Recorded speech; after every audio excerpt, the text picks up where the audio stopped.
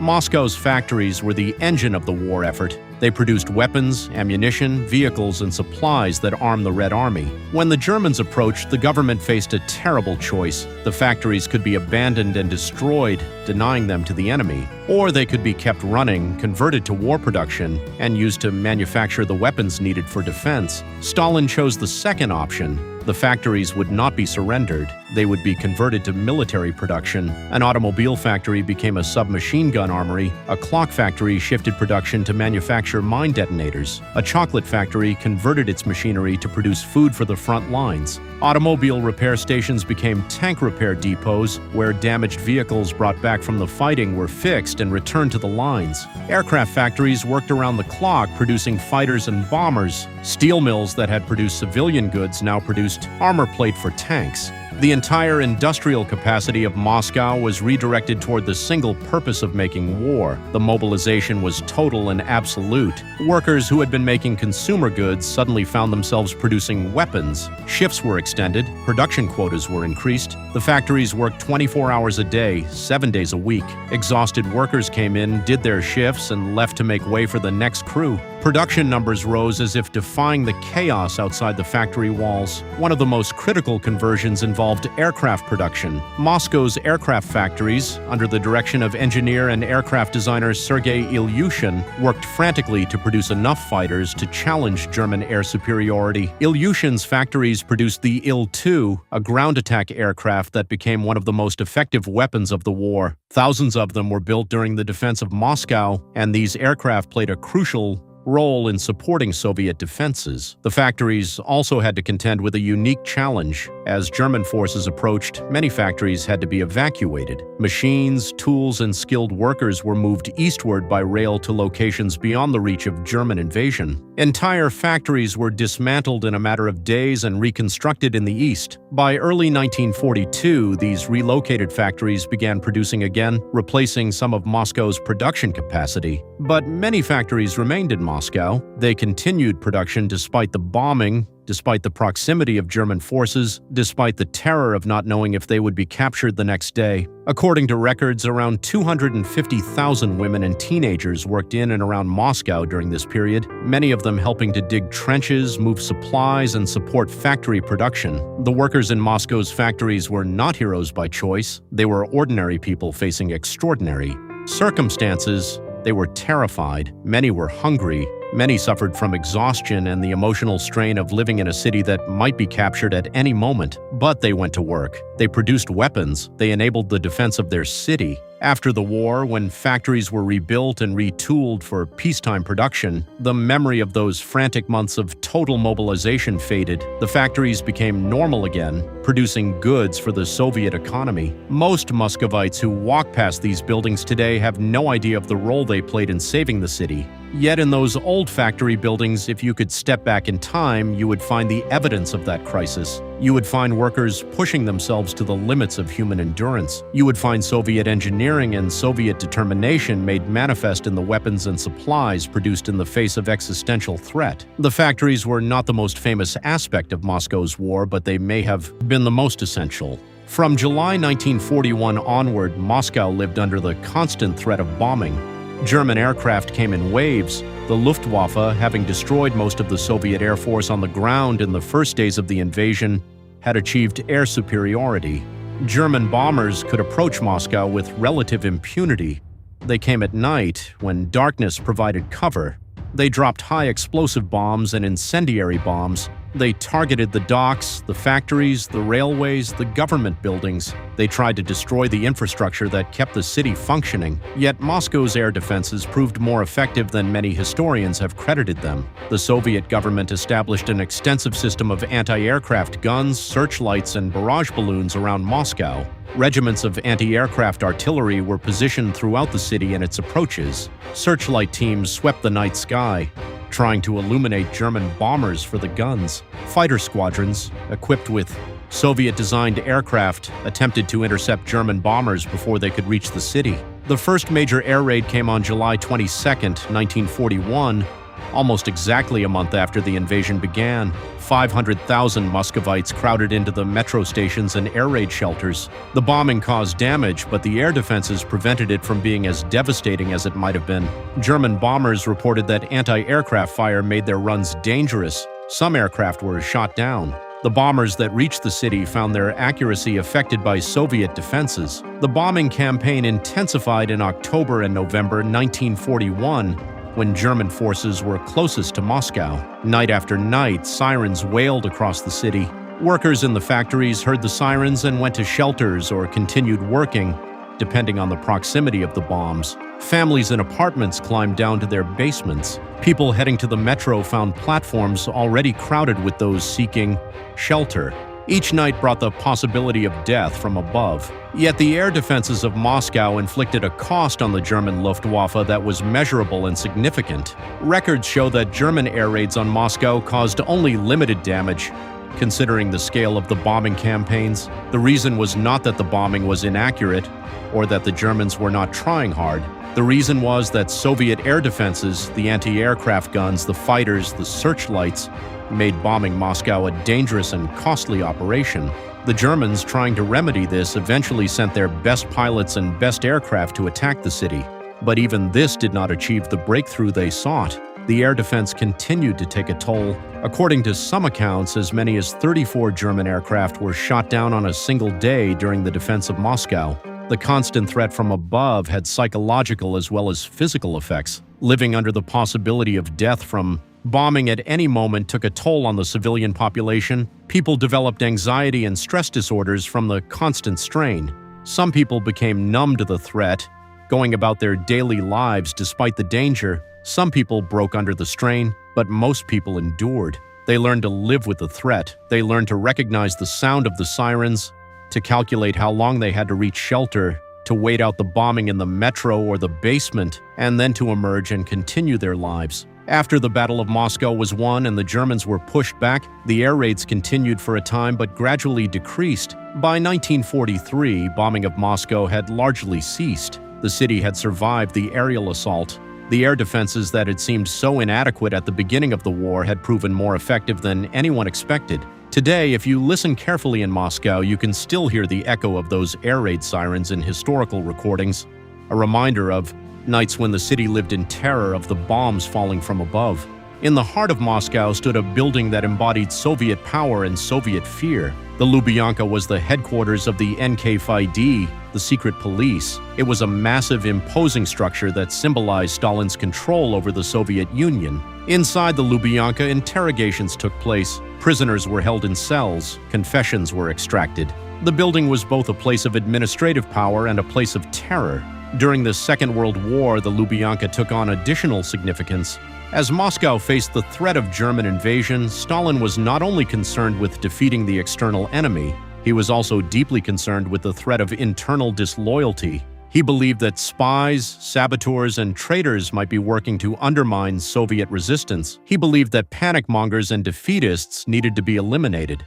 So while the city fought the Germans, the NKVD worked to eliminate perceived threats from within. During the October Panic of 1941, when the government evacuation order had sparked riots and looting, the NKVD's work intensified. Suspects were arrested. People suspected of spreading panic were interrogated in the Lubyanka. Those caught looting or making defeatist statements were executed. The NKVD deployed agents throughout the city to monitor public sentiment, to report on workers in factories, to identify anyone who seemed insufficiently committed to the Soviet war effort. This created a climate of fear that existed alongside the fear of bombing and invasion. Ordinary Muscovites lived with the knowledge that what they said could be reported to the secret police. They lived with the possibility that an overheard remark, a moment of despair, a question about whether the war could be won, could lead to arrest and interrogation. In the basements of the Lubyanka, NKVD agents extracted confessions from people accused of being German agents or fascist sympathizers. Many of these confessions were false. Many of the people arrested and executed during the war were innocent of any actual crime against the state. Yet this system of terror was also effective in one sense. It maintained order. It prevented the panic from spiraling into complete chaos. It ensured that workers continued producing weapons, that soldiers continued fighting, that the machinery of war continued functioning. The price of this order was the lives and freedom of those who were arrested and eliminated on suspicion or false accusation. Stalin himself sometimes appeared at the Lubyanka to review operations. He wanted to know what was being discovered, what threats were being neutralized, what enemies of the state were being eliminated. The secret police reported directly to him. They were his instrument of control, operating throughout Moscow and throughout the Soviet Union. The moral ambiguity of this situation, that the same repressive apparatus that tortured and killed innocent people was also maintaining order necessary for the war effort, was not something that was discussed openly in the Soviet Union. It remained hidden.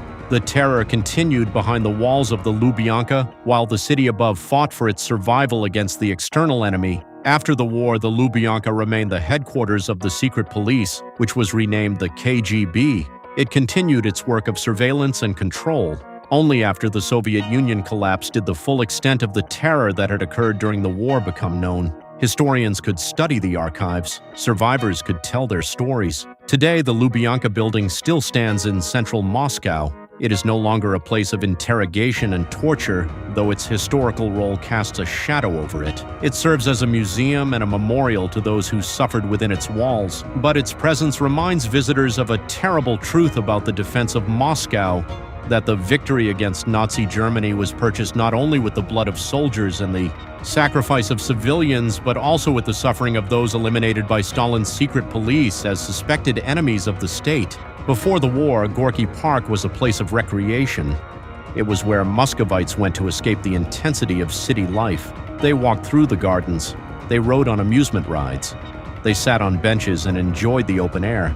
It was a place for leisure, for relaxation, for the small joys that made ordinary life bearable. During the war, Gorky Park became something different. It became a place where the human reality of war became visible. The park was near the city center, and bombing damaged parts of it.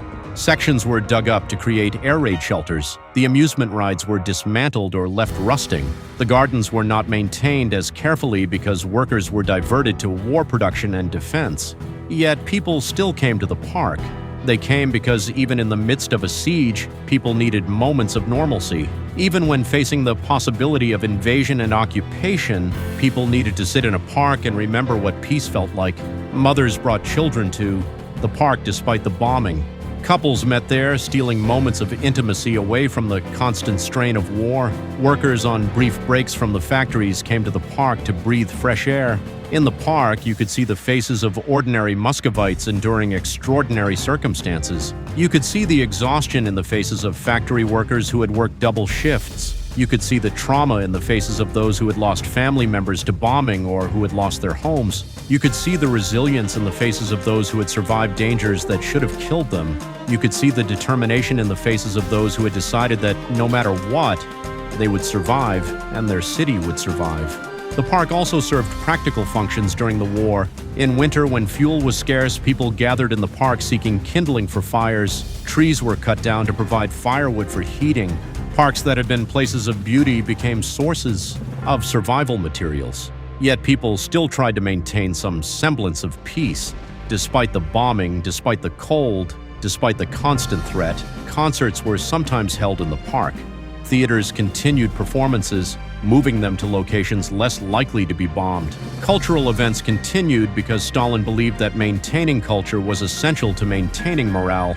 If the Soviet people lost their culture, they would lose their will to resist.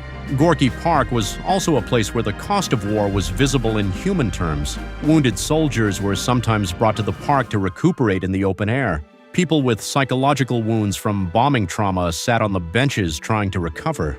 Widows came to the park seeking solace. Families grieving lost relatives gathered there.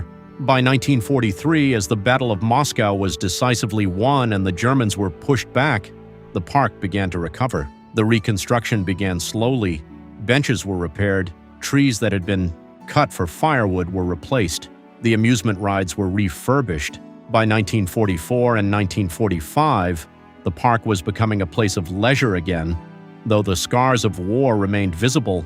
After the war, Gorky Park was fully reconstructed. It became once again a place of recreation and joy. Most visitors who walk through the park today have no idea of what occurred there during the war. They see only the gardens and the rides and the pleasant atmosphere. But if you pause on a bench in Gorky Park and think about what happened there, you can almost hear the echoes of those years. You can almost see the faces of the people who endured the siege. You can understand what it meant to be human in a city that was fighting for its survival, and how even in the darkest circumstances, people found moments of peace. On June 24, 1945, 8 months after the end of the war in Europe, Moscow held a victory parade. The war was finally over. The Germans had surrendered in May. The Soviet Union had survived. Moscow had survived. Against all odds, against an invasion force of more than 3 million soldiers, against air raids and bombardment, against starvation and cold and terror, the Soviet people had endured and ultimately prevailed. The parade began at Red Square, the same place where soldiers had marched to the front in November 1941. This time they marched as victors. Hundreds of thousands of soldiers filed across Red Square, tanks rolled past, artillery pieces were displayed, the flags of the Soviet Union were carried high. Stalin stood watching from the same platform where he had watched the parade 4 years earlier when defeat seemed certain. But there was something different about this parade. It was a moment of emotional release after 4 years of war, after more than 20 million. Soviet deaths, after invasion and bombing and hunger and fear, after the Lubyanka and the mud at Mozhaysk and the nights in the metro, the Soviet people had survived. The victory was not just a military achievement, it was a vindication of survival itself. During the war, ordinary Muscovites had endured things that should have broken them. They had lived under bombing, they had watched friends and family die, they had gone hungry, they had worked double shifts in factories, they had huddled in the metro during air raids, they had faced the possibility of invasion and occupation, they had lived with the fear of the secret police, and yet they had not surrendered. The victory parade was a moment when all of that endurance found expression. Tears flowed down the faces of soldiers who had lost comrades. Crowds gathered in Red Square, cheering and celebrating. The Russian winter that had defeated Hitler seemed almost benign in retrospect, a force that had fought on the side of the Soviet Union. The parade lasted for hours. Unit after unit marched past. The crowds watched, and their faces showed the complex emotions of war's end: relief that the fighting was over, grief for those who had been lost, joy that survival had been achieved, exhaustion from years of stress. As the parade ended, a remarkable gesture was made. Soviet soldiers threw the captured banners and flags of the German Wehrmacht down onto the ground at the base of the mausoleum, a symbolic gesture of ultimate victory. Germany had tried to conquer Moscow. Moscow had not only resisted, but had ultimately conquered Germany. The reversal was complete. In the years after the war, the memory of what had been endured began to fade from everyday consciousness. Factories were rebuilt and converted back to civilian production. The metro, which had served as a shelter, returned to transporting millions of ordinary commuters. Gorky Park was fully restored. The Kremlin continued to govern from its ancient walls. Red Square became a place of parades for peaceful anniversaries rather than desperate symbols of will to resist. But the memory remained embedded in the city itself. In the metro stations that still retain their grand design, you can see the spaces where families sheltered during bombing. In the factories that still stand, you can imagine workers producing weapons in the shadow of the approaching Germans. In Gorky Park, you can sense the ghosts of ordinary people enduring extraordinary circumstances. In Red Square, you can remember the moment when a desperate nation chose to stand and fight rather than surrender. Moscow was not just the site of a great military victory, it was the location where millions of ordinary people demonstrated that human will, human determination, and human resilience could prevail even against the most terrible odds. The war ended 80 years ago. The Soviet Union that fought it is now part of history, but Moscow remains. It remains as a monument to those who endured, a city that carries in its buildings and streets and people the memory of the time when it stood at the edge of annihilation and chose to fight. And if you stand in Red Square on a quiet day, looking up at the walls of the Kremlin, you can almost hear the echo of that moment when a city refused to die.